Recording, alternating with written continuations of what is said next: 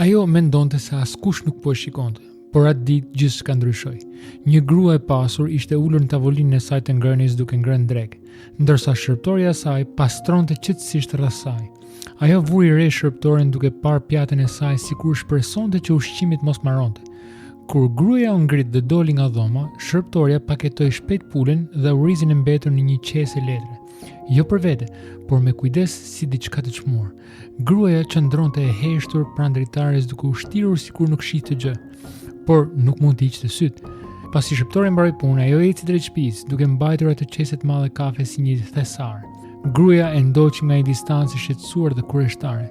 Arritën te një apartament i vogël dhe i vjetër. Brenda, 2 fëmijë të vegjël vrapuan drejt nënës tyre duke e përqafuar fort. Shërbëtorja buzëqeshi, hapi qesen dhe vendosi pulën para tyre. Fëmijët nuk u ankuan, thjesht e hëngrën sikur të ishte një gosti mbretërore. Zemra e gruas u shtrëngua.